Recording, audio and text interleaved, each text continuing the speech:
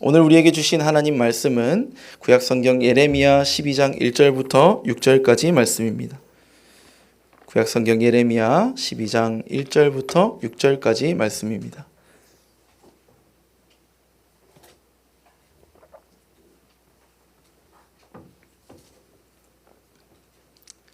예레미야 12장 1절부터 6절까지 말씀, 저와 여러분이 한 목소리로 봉독합니다.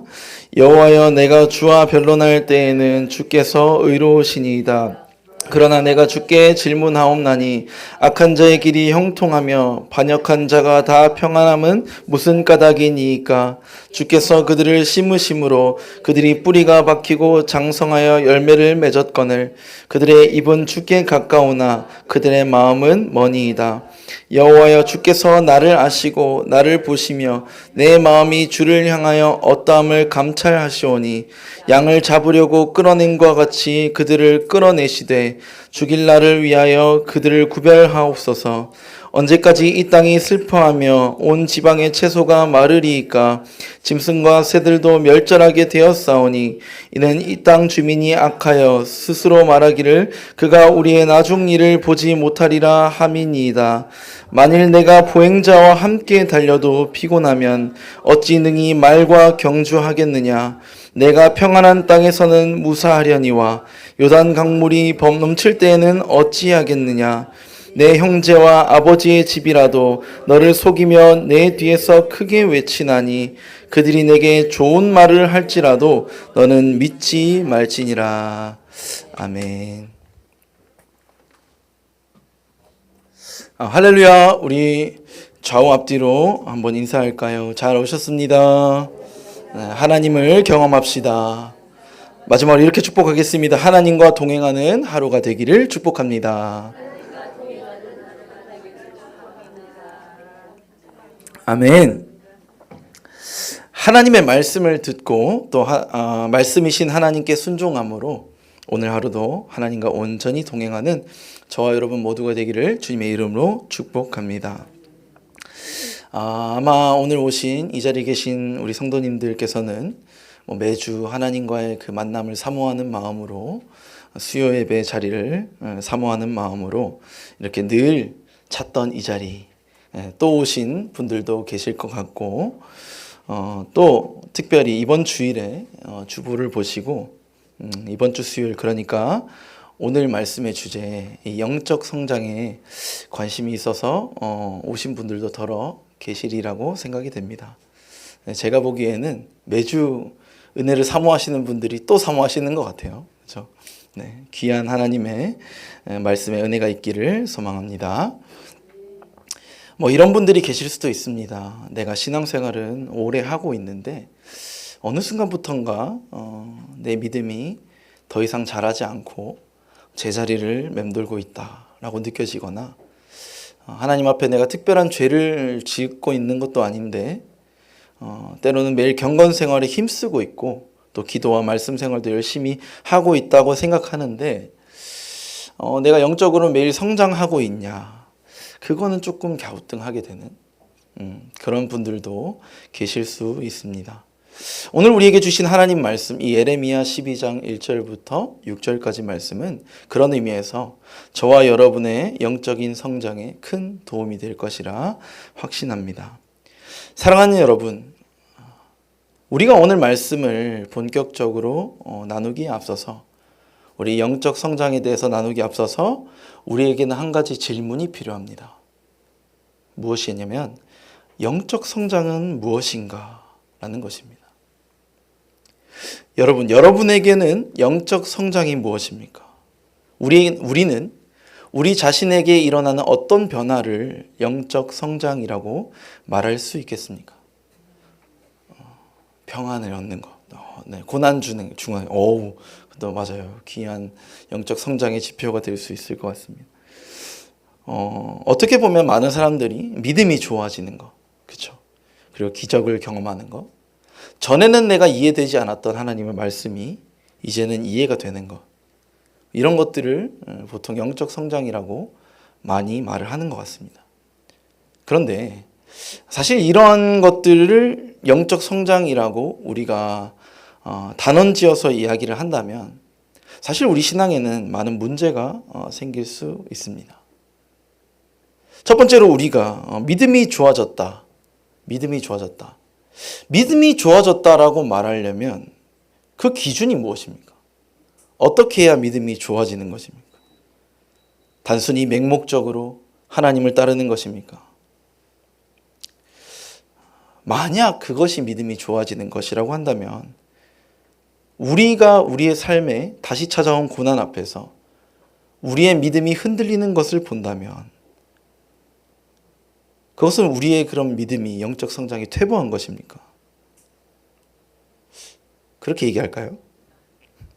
성경에는요, 믿음이 좋았던 많은 인물들이 처음에는 하나님을 잘 믿다가 나중에 하나님을 의심하게 되는 이야기가 종종 나타나고 있습니다.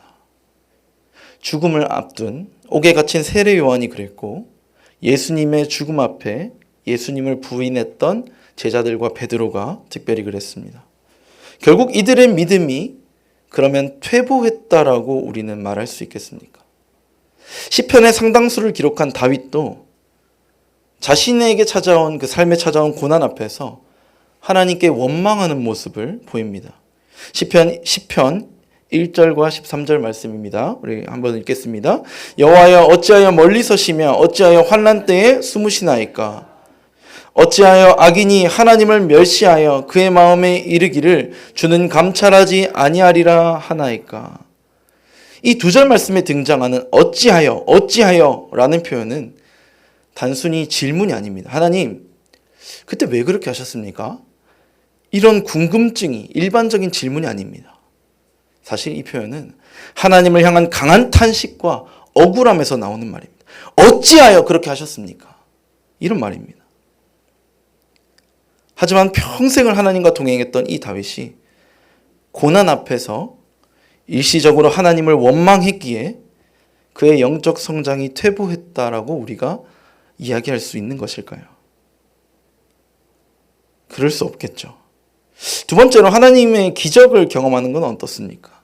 우리가 늘 만약에 삶 속에 기적이 일어난다면, 기도가 늘 응답이 되고 그렇게 된다면 우리는 영적 성장을 이루었다고 볼 수 있을까요?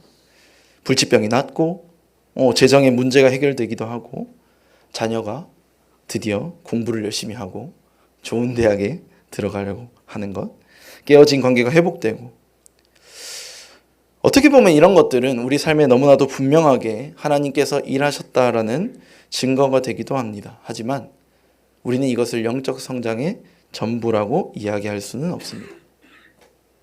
왜냐하면 신앙생활을 하면서 이러한 특별한 체험과 기도의 응답이 늘 있지 않다면, 특별한 은사와 능력을 하나님으로부터 늘 얻지 못한다면 우리는 늘 영적 패배감에 휩싸이게 되기 때문입니다. 성경을 보면 믿음이 좋은 많은 인물들이 삶에서 해결되지 않는 어려움을 겪는 장면을 우리는 많이 목격하게 됩니다. 다윗은 사울을 피해서 10여 년이나 광야에 숨어 다니며 떠돌이 생활을 해야 했습니다. 다니엘과 세 친구는 바벨론의 포로로 끌려가서 평생을 포로 생활을 해야 했습니다. 모세는 이 40년을 광야에서 양을 치다가 또 40년은 광야에서 이스라엘 백성과 함께 보내야 했습니다. 그는 이 마지막 40년을 지나며 지독한 이스라엘 백성의 핍박과 반란을 견뎌야 했습니다. 그리고 결론적으로 이 모세는 가나안 땅에 들어가 보지도 못했습니다. 이외에도 아벨이나 요셉이나 욥과 같은 사람들은 우리에게는 누구보다도 하나님과 동행하고 하나님을 잘 믿었던 사람들로 보이지만 우리 모두가 알다시피 그들의 삶은 늘 평탄하지만은 않았습니다. 하나님께서는 그들의 삶에 충분히 기적을 일으키실 수 있었습니다. 그들을 고난으로부터 얼마든지 건져내실 수 있었습니다. 하지만 하나님은 그러지 않으셨습니다. 하나님은 하나님이 뜻하신 최고의 선을 이루기 위해서 때로는 하나님의 충성스러운 백성들을 고난 가운데 내버려 두기도 했다는 것입니다. 이를 통해서 우리는 우리의 삶 가운데 기적이 일어나고 문제가 해결되고 기도가 응답받는 것, 소위 하나님의 특별한 은혜를 늘 경험하는 것도 진정한 영적 성장의 전부라고 말할 수 없다는 것을 깨닫게 됩니다. 이제 마지막으로 말씀을 더 잘 이해하게 되는 것입니다. 성경을 더 잘 이해하게 된다는 것은 분명 우리 안에 성령님께서 일하시는 특별한 하나님의 은혜가 맞습니다. 하지만 동시에 말씀에 순종하고 삶에서 잘 실천하게 하는 것도 동일한 성령님께서 주시는 은혜입니다. 말씀을 단순히 잘 이해하게 되는 현상만 우리 삶에 나타나고 이해한 말씀을 따라 순종하며 실천하려는 의지가 나타나지 않는다면 이 또한 분명한 하나님의 은혜는 맞지만 우리의 영혼이 참으로 성장했다는 참된 영적 성장의 증거가 될 수 없다는 것입니다.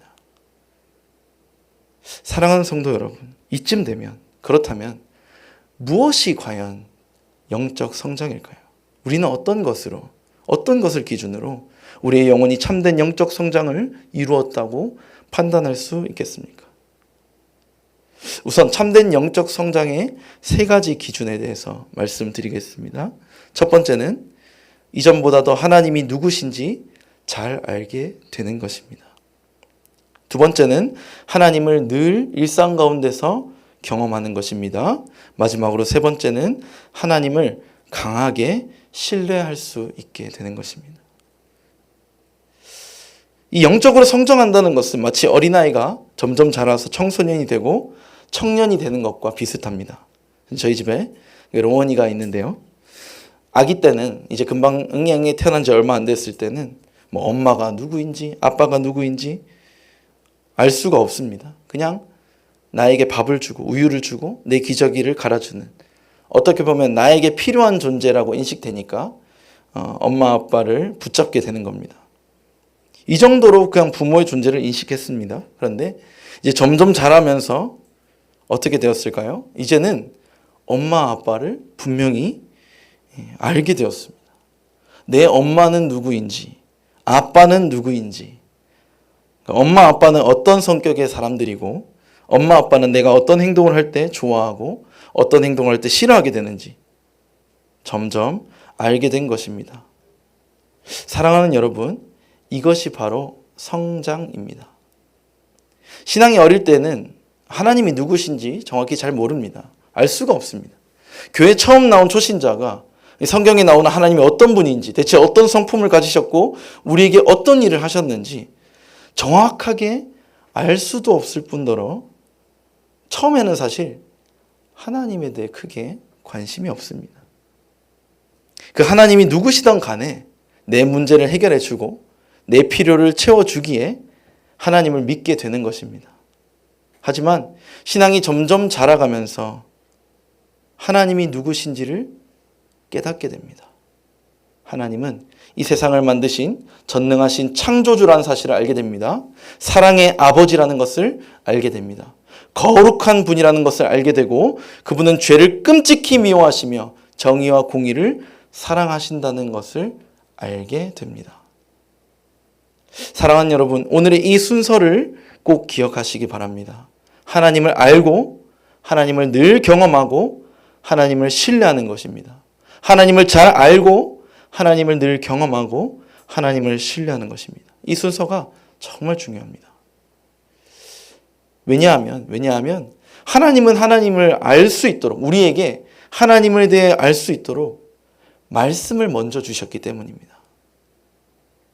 매우 특이한 경우에 교회를 가지도 않았는데 꿈에서 하나님이 나타나고 예수님을 만나고 그런 믿음이 생기는 기적 같은 일이 일어나기도 합니다. 종종 일어날 때도 있습니다.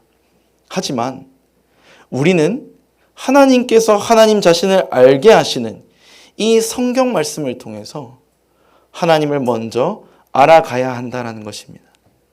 이것이 참된 영적 성장의 시작입니다. 왜냐하면 우리가 지나치게 먼저 경험을 추구할 때 보면은 이단이나 다른 종교에도 기적이 일어나기도 합니다. 심지어 말세에는 이 사단도 우리에게 큰 기적을 일으킨다고 합니다.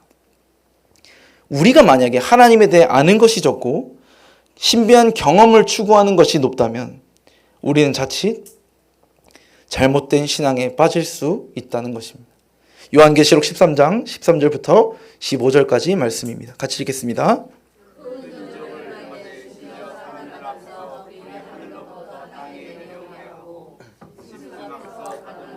이적을 행함으로 땅에 거하는 자들을 미혹하며 땅에 거하는 자들에게 이르기를 칼에 상하였다가 살아난 짐승을 위하여 우상을 만들라 하더라. 그가 권세를 받아 그 짐승의 우상에게 생기를 주어 그 짐승의 우상으로 말하게 하고 또 짐승의 우상에게 경배하지 아니하는 자는 몇이든지 다 죽이게 하더라. 사단이 이 구약의 엘리야에게 불을 내려주신 하나님을 흉내내서 하늘에서 불이 내려오게 한다고 합니다. 그 외에도 자신의 우상을 만들게 하고 이 우상으로, 이 죽은 우상으로 살아나게 하고 말하게 한다. 생명력까지도 불어넣는다라고 합니다. 하나님이 하나님 스스로를 우리에게 알게 하시려고 주신 하나님의 이 말씀, 이 성경 말씀을 먼저 우리가 바르게 알아야, 하나님에 대해서 제대로 알아야 우리는 하나님을 올바르게 경험할 수 있는 것입니다. 두 번째로 일상에서 늘 하나님을 경험하는 것이 중요합니다.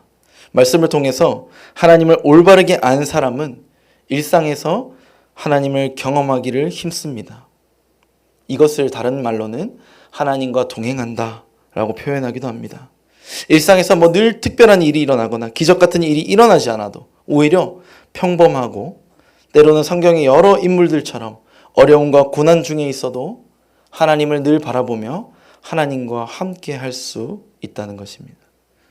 고난 중에 함께 하시는 하나님을 경험하게 되는 것입니다. 이것을 위해서는 하나님과의 교제의 시간이 꼭 필요합니다. 교회에 나와서 하나님을 찬양하고 하나님을 예배하는 것, 함께 통성으로 기도하는 것 외에도 가정에서, 직장에서, 우리 일터에서, 삶의 터전에서 늘 기도하고 하나님께 부르짖고 찾고 구하는 것이 필요하다는 것입니다. 우리가 구할 때 주시고 찾을 때 찾게 하시는 그 하나님을 경험하게 될 줄로 믿습니다. 그리고 나의 질문에 늘 세밀하게 대답하시는 하나님의 음성을 늘 듣게 됩니다.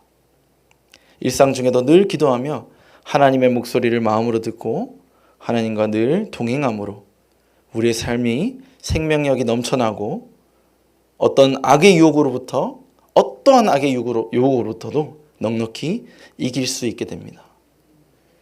그런데 이때도 내 마음에 들리는 음성이 하나님의 음성인지 나의 음성인지 구별하기 위해서 우리는 첫 번째 하나님을 바르게 아는 지식이 먼저 필요하다는 것을 깨닫게 됩니다. 마지막 세 번째, 하나님을 강하게 신뢰하게 됩니다. 하나님을 믿음으로 붙잡게 되는 것입니다. 하나님을 제대로 알고 하나님을 일상 속에 늘 경험한 사람은 하나님과 늘 함께 동행했기에 그리고 나에게 늘 선한 길, 가장 아름다운 길을 예비해 두셨기에 때로는 나의 욕구와 하나님 뜻 사이에 갈등하게 될 때도 있지만 늘 그렇듯 하나님만을 선택하게 되는 것입니다. 마찬가지로 하나님을 강하게 신뢰하려면 우리에게는 하나님을 올바르게 아는 지식으로만 있어서는 불가능합니다. 우리의 삶의 수단과 방법을 가리지 않고 비집고 들어오는 그 죄의 유혹은 우리가 늘 하나님을 경험하고 동행할 때, 하나님과 함께할 때, 동행하면서 하나님의 크심과 아름다우심, 주 예수 그리스도의 놀라운 사랑을 늘 우리가 경험하고 있을 때, 하나님과 교제함으로 우리가 경험할 때 우리는 강력하게 대항하여 그 유혹을 뿌리칠 수 있는 능력을 얻게 되기 때문입니다. 우리는 끈질기게 나를 덮쳐오는 육신의 정욕과 안목의 정욕과 이생의 자랑으로부터 넉넉히 이기기 위해 하나님을 아는 지식과 더불어 하나님과 늘 동행하며 하나님을 늘 경험하며 어떠한 유혹 속에서도 하나님만을 의지하고 강하게 붙잡는 태도가 중요하다는 것을 알게 되었습니다. 이것이 성경에서 말하는 영적 성장의 지표입니다. 물론 여기에 하나 빠진 것이 있습니다. 그것은 공동체성입니다. 영적으로 성장한 사람은 교회를 세워가고 하나 되게 하려고 합니다. 자신의 은사와 재능을 자랑하지 않습니다. 편을 갈라 다툼을 부추기지 않습니다. 하지만 오늘은 개인의 영적 성장에 관해 이 말씀을 나누고 초점을 맞추고자 특별히 이 부분은 따로 다루지 않도록 하겠습니다. 이제 오늘 본문 말씀을 통해서 우리가 앞서 나누었던 영적 성장을 이룰 수 있는 방법, 영적 성장이 무엇인지 우리가 그 지표를 확인했다면 영적 성장을 이룰 수 있는 방법을 오늘 본문 말씀을 통해서 세 가지를 살펴보고 말씀을 정리하겠습니다. 참된 영적 성장을 이루기 위한 방법 첫 번째는 바로 믿음의 질문을 하는 것입니다. 믿음의 질문을 하는 것. 저는 이것을 간략하게 좋은 질문을 하는 것이라고 말할 수도 있을 것 같습니다. 본문 1절, 2절 말씀입니다. 함께 읽습니다. 여호와여, 내가 주와 변론할 때에는 주께서 의로우시니이다. 그러나 내가 주께 질문하옵나니 악한 자의 길이 형통하며 반역한 자가 다 평안한 건 무슨 까닭이니까. 주께서 그들을 심으심으로 그들이 뿌리가 박히고 장성하여 열매를 맺었거든. 그들의 입은 주께 가까우나 그들의 마음은 머니이다. 선지자 예레미야는 지금 하나님께 질문하고 있습니다. 그의 질문은 쉽게 말하면 이렇습니다. 의로우신 하나님께서, 의로우신 하나님께서 어찌하여 이 악인들을 심판하지 않으십니까? 어찌하여 이 악인들의 형통함을 그냥 두고 보십니까? 그런데 이것은 아주 좋은 질문입니다. 왜냐하면 예레미야는 하나님이 어떤 분인지 잘 알고 있었기 때문입니다. 정의로우신 하나님, 의로우신 하나님. 그는 단순히 하나님 앞에 불평불만을 늘어놓았던 것이 아닙니다. 그는 하나님의 의로우심에 기초하여서 하나님, 의로우신 하나님께서 왜 악인들을 심판하지 않으시고 오히려 형통하게 두십니까? 이렇게 하나님께 질문하고 있는 것입니다. 사랑하는 여러분, 우리도 예레미야와 같이 때로는 이런 질문을 하나님 앞에 할 때가 많지 않습니까? 하나님은 분명 공의의 하나님이신데 어찌하여 이 세상에서 의인들이 손해를 보게 하시고 세상의 악한 자들이 득세하게 하시는지, 하나님을 잘 섬기는 자들이 오히려 피해를 보고 하나님을 대놓고 반역하는 자들이 어떻게 더 부유하고 잘 지내게 되는지 우리는 때로 하나님 앞에 질문하게 됩니다. 제가 생각하기에 이런 질문이 좋은 이유는 두 가지가 있습니다. 그것은 첫 번째로는 하나님 앞에 매우 솔직하기 때문이고, 두 번째로는 하나님을 아는, 제대로 아는 그 올바른 지식을 가지고 하나님께 질문하는 믿음의 질문이기 때문입니다. 아무리 우리가 하나님에 대해서 잘 알고 있다 해도 우리의 마음을 훤히 들여다보시는 하나님 앞에 우리가 연기하는 것, 때로는 괜찮지 않지만 괜찮은 척하는 것은 하나님께서 우리의 사랑하는 아버지 되심으로 우리에게서 도저히 기뻐하실 수 없는 행동입니다. 이것은 사랑하는 아버지 하나님을 속이는 것이기도 합니다. 그래서 다윗은 시편에서 이렇게 말합니다. 시편 51편 17절입니다. 하나님께서 구하시는 제사는 상한 심령이라. 하나님이여, 상하고 통회한 마음을 주께서 멸시하지 아니하시리이다. 아멘. 하나님이 기뻐 받으시는 제사가 우리의 상한 심령이라고 말합니다. 하나님은 우리가 일반적으로 드리는 예배보다 상하고 통회하는 우리의 마음을 기쁘게 받으신다는 것입니다. 시편 51편은 다윗이 밧세바와 동침한 후에 나단 선지자의 책망을 듣고 기록한 하나님 말씀입니다. 그러나 그는 하나님 앞에 지나치게 좌절하지도, 그렇다고 괜찮은 척하지도 않았습니다. 그는 자신의 죄로 인해 상한 자기의 마음 그대로, 상한 심령 그대로 하나님 앞에 나아갔던 것입니다. 그리고 두 번째로 하나님을 성품을 기초한 이 믿음의 질문은 늘 하나님 앞에 좋은 질문이 됩니다. 본문 예레미야 12장 1절에서 2절과 같이 질문한 예레미야에게 하나님은 이 예레미야를 꾸짖거나 책망하지 않으시고 예레미야를 향한 하나님의 놀라운 뜻을 말씀해 주십니다. 우리가 하나님 앞에 가끔 엉뚱한 질문을 하고 세상의 것을 놓고 질문하고 답하고 하는 것보다 사실 하나님의 성품의 기초에 질문하고 하나님의 뜻을 알려고 하는 것은 하나님 앞에 좋은 질문, 수준 높은 질문이 되는 것입니다. 사랑하는 여러분, 우리에게도 하나님 앞에 이런 좋은 질문이, 믿음의 질문이 늘 있기를 간절히 소망합니다. 하나님은 우리의 질문을 기다리십니다. 때로는 하나님에 대해서, 때로는 하나님의 성품과 하나님의 뜻에 대해서, 우리가 이해하지 못하는 부분에 대해서 우리에게 알려주기를 원하십니다. 왜냐하면 하나님께서 아시기 때문입니다. 하나님에 대해서 더 우리가 깊이 알수록 우리의 믿음이 잘못된 길로 가지 않고 올바르게 성장한다는 것을 하나님께서 아시기 때문입니다. 그래서 로마서 10장 17절에는 우리에게 믿음은 들음에서 나며 들음은 그리스도의 말씀으로 말미암았다라고 말하고 있는 것입니다. 우리의 믿음은 그리스도의 말씀, 즉 올바른 하나님의 말씀, 하나님에 관한 올바른 지식에서 자라날 수 있다는 것입니다. 하나님 앞에 척하지 않게 되기를 간절히 소망합니다. 때로는 우리가 우리의 상황이 괜찮을 때는 괜찮은 대로, 안 괜찮다면 안 괜찮은 대로 하나님 앞에 솔직하게 우리의 마음을 쏟아낼 수 있게 되기를 소망합니다. 예레미야와 같이 하나님 앞에 꾸밈없이 솔직하게 질문할 때 하나님께서는 우리에게 기다리셨다는 듯이, 마치 기다렸다는 듯이 하나님의 뜻과 계획을 우리에게 말씀해 주실 것입니다. 두 번째로 참된 영적 성장을 이루는 방법은 하나님을 더 깊이 알게 되는 것입니다. 본문 5절에서 6절 말씀입니다. 한 목소리 읽습니다. 만일 내가 보행자와 함께 달려도 피곤하면 어찌 능히 말과 경주하겠느냐. 내가 평안한 땅에서는 무사하려니와 요단 강물이 넘칠 때에는 어찌하겠느냐. 내 형제와 아버지의 집이라도 너를 속이며 내 뒤에서 크게 외치나니 그들이 내게 좋은 말을 할지라도 너는 믿지 말지니라. 아멘. 예레미야는 하나님께 질문했습니다. 하나님, 어찌하여 악인이 평탄하도록 지금 내버려 두시는 것입니까? 그런데 하나님은 오히려 예레미야에게 말씀하십니다. 네가 지금이 힘들다고 하면 장차 내가 더 힘든 상황에 처할 때가 올 텐데 그때는 어찌하려 하느냐. 사실 예레미야가 하나님 앞에 이런 탄식이 섞인 질문을 한 데는 이유가 다 있습니다.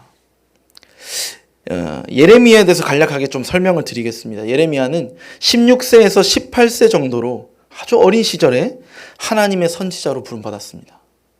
그는 타락한 이스라엘의 정치와 종교가 그 부패의 끝에 다다랐을 때 그 이스라엘을 향한 하나님의 심판을 예언하는 선지자로 하나님 앞에 부름받았습니다. 그렇기 때문에 그의 삶은 늘 고단했습니다. 타락한 세상을 향해 하나님의 심판을 예언하는 이 예레미야는 삶이 늘 고단했습니다. 그의 이름의 뜻은 예레미야, 하나님께서 높이신다라는 의미이지만 그의 삶은 정반대의 길을 걸었습니다.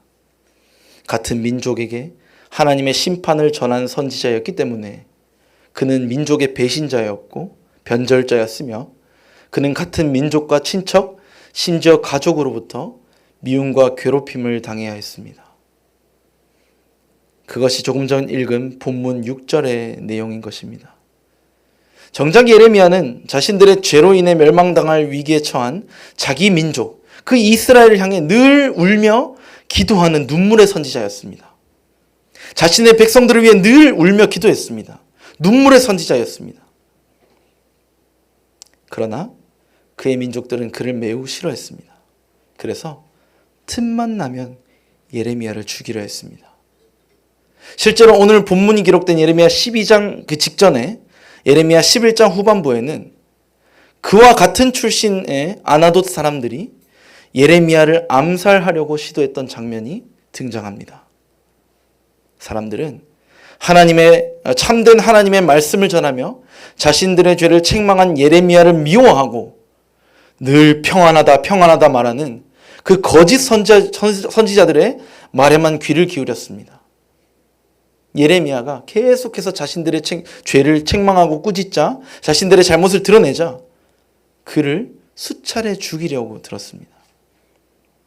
이에 예레미야가 마음의 상처를 받다가 하나님 앞에 그 원통함을 나타냈던 것입니다. 그런데 하나님의 말씀은 매우 뜻밖입니다. 가히 충격적이라고 할 정도입니다. 보통 우리가 생각할 때 이쯤 되면 하나님께서 예레미야를 위로하실 법도 합니다. 예레미야가 하나님을 위해 이 정도로 수고하고 있는데, 그런데 하나님은 오히려 예레미야를 다그치십니다. 본문 5절 말씀 우리 다시 한 번 더 읽겠습니다. 시작. 만일 내가 보행자와 함께 달려도 피곤하면 어찌 능히 말과 경주하겠느냐. 내가 평안한 땅에서는 무사하려니와 요단강 물이 넘칠 때에는 어찌 하겠느냐. 사랑하는 여러분, 하나님께서 예레미야를 사랑하지 않아서 다그치신 것이 아닙니다. 하나님이 지금 예레미야가 처한 상황을 도무지 모르셔서 예레미야에게 이런 말씀을 하신 것이 아닙니다. 다만 예레미야에게는 더 큰 사명이 남아있기 때문에 하나님은 더욱 그를 연단하시고 그의 신앙을 성장시키려고 지금 예레미야를 책망하시는 것입니다. 여러분, 예레미야는 훗날 자신이 예언한 대로, 그 심판을 예언한 대로 자기 민족 유다가 바벨론에게 멸망당하는 그 장면을 현장에서 목격하게 됩니다.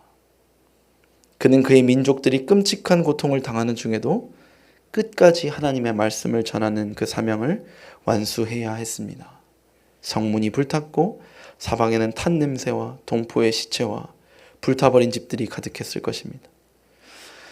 일부 살아남은 귀족의 어린 자녀들이 밧줄에 묶여서 바벨론으로 끌려가는 그 모습도 목격했을 것입니다.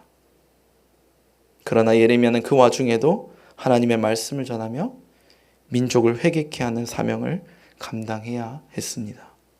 그래서 하나님이 지금 예레미야에게 이렇게 말씀하시는 것입니다. 내가 지금 힘들다고 하면 장차 더 큰 고난이 다가올 때 그 앞에서 너는 어떻게 하려고 하느냐. 지금 너에게 처한 고난은 같은 사람들과 달리게 하는 수준의 어려움이지만 장차 너에게 다가올 고난은 너가 말과 경주를 하는, 달리는 말과 경주를 하는 지금과는 비교할 수도 없는 큰 어려움일 것이다. 그때 네가 어떻게 하려고 지금 이렇게 하고 있느냐. 사랑하는 여러분, 사실 이 말씀은 하나님께서 저에게 주신 말씀이고 제가 늘 사랑하며 마음에 새기는 말씀이기도 합니다. 상황이 어려울 때나 부정적인 생각이 들 때 늘 기도 가운데 하나님이 저에게 떠오르게 하시는 말씀입니다. 오늘날 우리의 시대가 참 어렵습니다. 하나님을 모른다 하고 하나님을 대놓고 대적하는 시대입니다. 창조의 질서를 어지럽히는 시대입니다. 신이 없다고 말하는 시대입니다. 이제 하나님을 믿으면 세계 많은 나라에서 왕따를 당하거나 핍박을 감수해야 합니다. 그러나 때로는 우리가 하나님 앞에 우리의 믿음을 증명해야 할 때가 다가온다는 것입니다. 아브라함과 같이 하나님 앞에 우리의 신앙을 우리의 선택으로 어떠한 어려움 속에서도 세상의 것이 아닌 하나님을 선택함으로, 때로는 우리가 차별을 당하고 이유 없이 미움을 받는다 해도 우리는 우리의 선택으로 하나님 앞에 우리의 믿음이 진짜인지 아니면 어려움과 위기 속에서 사라지는 거짓 믿음인지 우리가 하나님 앞에 우리의 솔직한 속마음을 내어드려야 한다는 것입니다. 마치 콜로세움 안에 서 있었던 초대교회 성도들처럼 굶주린 짐승들 앞에 내 교회 지체들이 또 화형당하는 그 모습을 지켜봐야 하는 그 상황에서 우리는 하나님 앞에 우리의 믿음의 답을 드려야 하는 것입니다. 사랑하는 성도 여러분, 시대가 어두워도 개인의 신앙의 자유가 사라지는 날이 온다 하더라도 하나님 앞에 우리가 믿음을 잃지 않는 우리가 되려면 어떻게 해야 할까요? 하나님을 더 깊이 알아야 합니다. 내 믿음이 연약하고 어릴 때는 한없이 나를 품어주시고 위로해 주신 하나님이시지만 내가 성장할수록 내 믿음을 더욱 견고하게 만드시기 위해서 내가 하나님의 뜻을 더 잘 알 수 있도록, 그래서 다가올 큰 미래의 시련도 견디게 하시고자 때로는 나를 책망하시고 꾸짖기도 하시는, 더 이상은 무른 음식이나 젖이 아닌 단단한 식물을 먹는 성숙한 신앙으로 나를 연단하시는 하나님을 우리가 알아야 우리의 신앙이 한층 더 성장하게 되는 것입니다. 히브리서 5장 13절 14절 말씀입니다. 우리 한 목소리 읽습니다.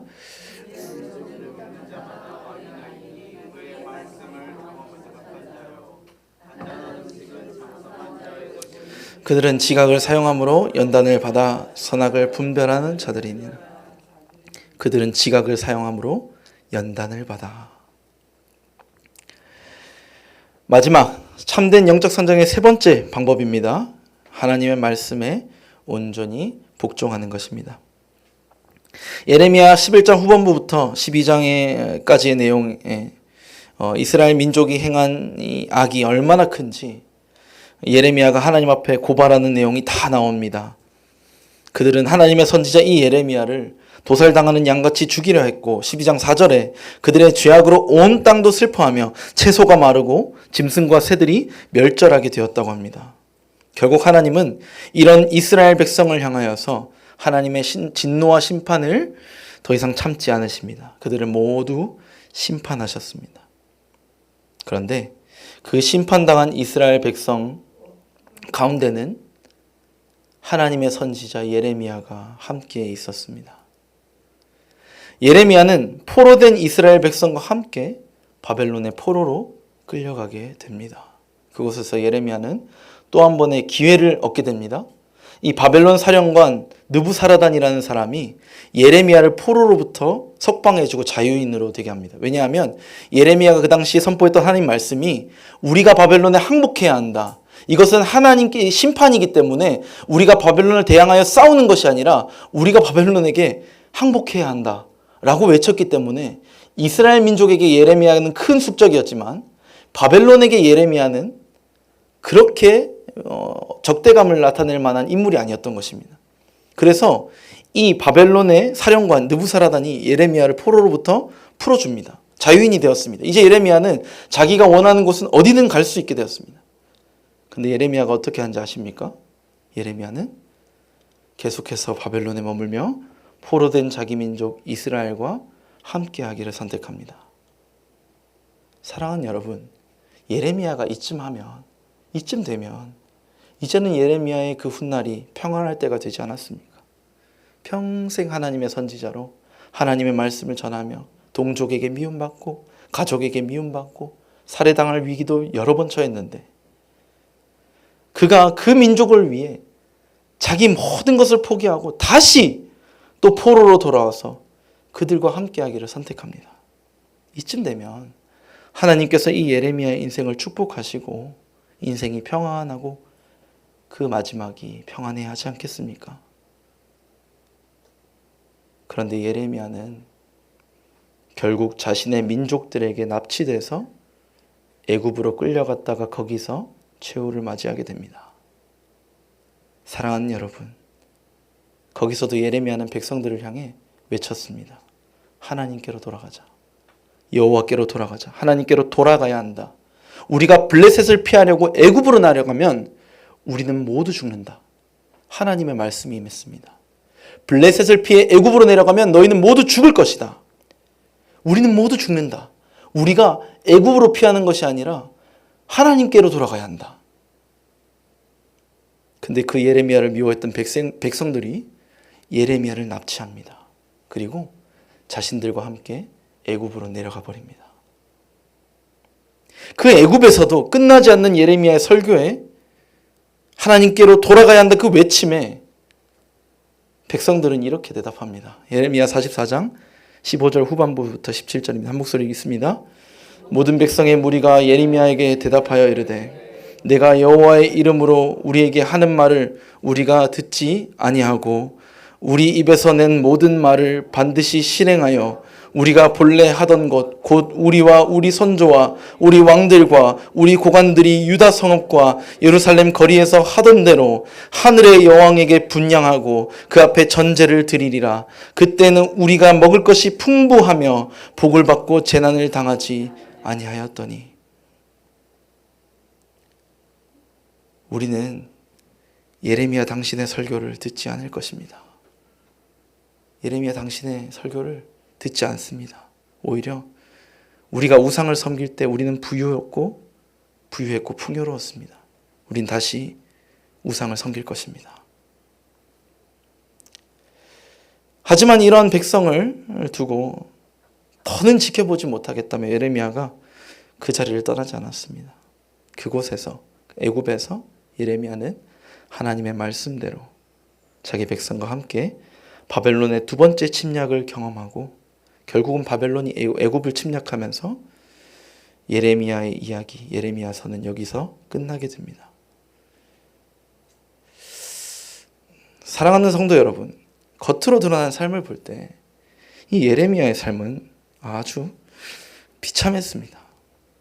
하나님의 선지자로 16살, 18살 그 부름받은 이후로 그의 인생은 단 한 번도 비참하지 않았던 적이 없었습니다. 그 삶 자체가 큰 고난이었습니다. 하지만 그는 끝까지 하나님의 말씀을 따라 자신의 백성들을 떠나지 않았고 자신의 선지자로서의 사명을 다했습니다. 하나님께 믿음의 질문을 드림으로써 하나님을 더 깊이 알고 경험하게 된 사람은 무슨 일이 있어도 하나님을 떠나지 않습니다. 나의 그 사명의 자리에서 벗어나려고 하지 않습니다. 오히려 내 작은 삶을 통해 일하시는 하나님의 일이 나의 삶에 나에게 그 무엇보다 가장 소중하다는 것을 깨닫게 되기 때문입니다. 사랑하는 성도 여러분, 이제 말씀을 맺습니다. 우리가 참된 영적 성장을 이루기 위해 우리는 늘 하나님 앞에 좋은 믿음의 질문을 할 필요가 있습니다. 하나님 앞에 솔직한 그리고 하나님의 성품을 아는 지식을 기초로 한 이 질문은 우리의 신앙의 성장에 큰 도움이 됩니다. 하나님은 언제나 변하시지 않습니다. 따라서 우리가 아는 하나님에 대한 지식이 성경에 기초한 것이라면 그 지식 자체가 잘못되었을 리는 없습니다. 다만 우리의 영적 성장에 맞춰서 하나님은 하나님의 더 깊은 뜻을 우리에게 보여주시는 것입니다. 자녀가 어릴 때에는 조금만, 더 성장하면 아버지의 마음을 조금 더 성장하면 조금 더. 그렇게 하나님은 우리에게 더 깊은 하나님의 뜻을 우리로 알게 하시고 경험하게 하시고 우리의 믿음을 연단하여 더욱 강하게 하십니다. 마지막으로 세 번째, 하나님을 날마다 더 깊이 알아가며 경험하는 사람은 하나님의 뜻에 언제나 순종할 수 있게 됩니다. 상황과 환경이 아무리 어렵고 힘들어도 나를 들어 사용하시는 크신 하나님만 바라보며 하나님의 뜻을 위해 내 모든 것을 기꺼이 드릴 수 있게 됩니다. 간절히 바라기는 하나님께 좋은 질문을 하고 하나님을 더 깊이 알아감으로 우리를 향한 하나님의 가장 아름다운 뜻을 날마다 알아가며 그 뜻에 순종하여 귀한 영적 성장을 이루는 사랑하는 분당 오른교회 모든 성도님들 되시기를 주님의 이름으로 축복합니다.